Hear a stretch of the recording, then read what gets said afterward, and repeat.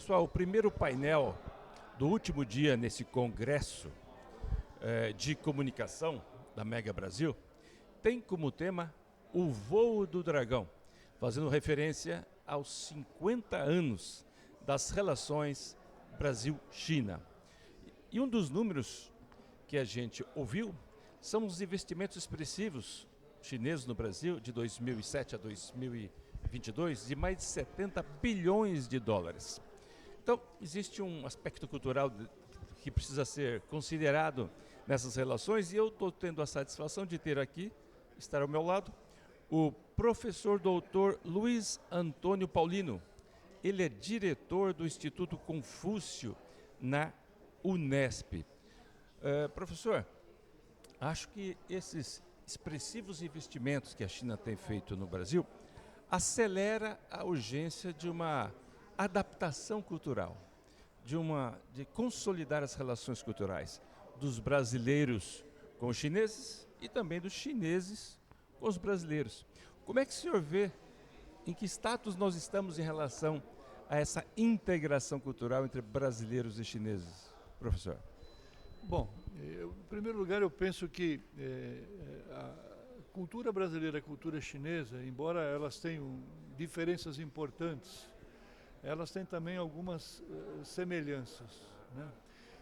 Isso se deve, na minha forma de ver, ao fato de que a nossa formação social do Brasil, desde os séculos XVI, XVII, ela teve muita influência não só africana, como também asiática, além da influência europeia.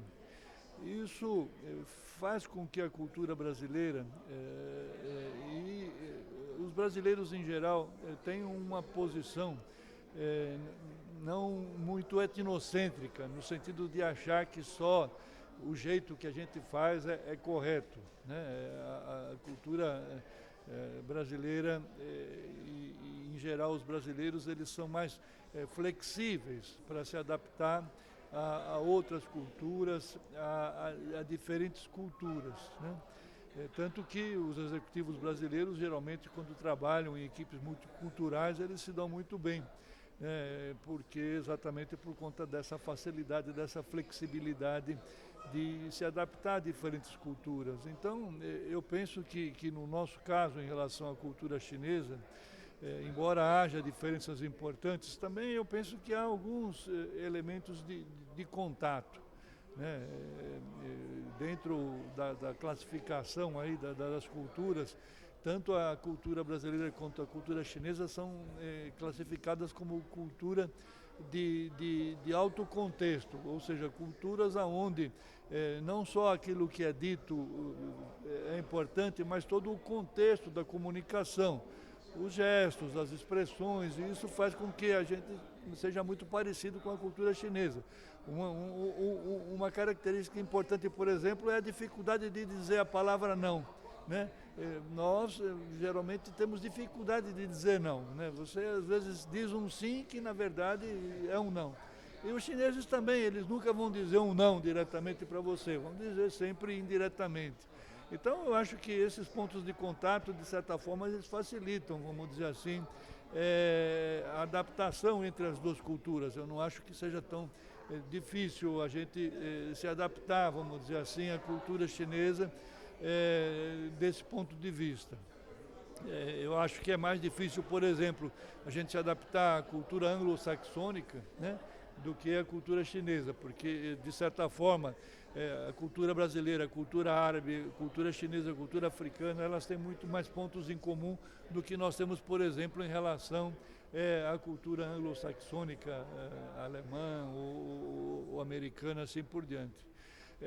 Por outro lado, é evidente que nós somos uma cultura de 500 anos, os chineses têm uma cultura de 5.000 anos.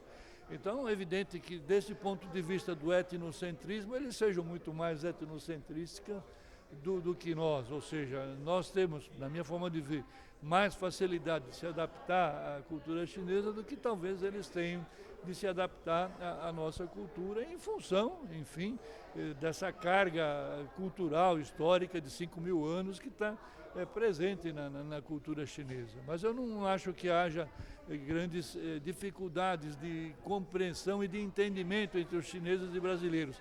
Eles, quando vêm para cá, se sentem muito à vontade, e quando nós vamos lá, a gente também se sente muito à vontade.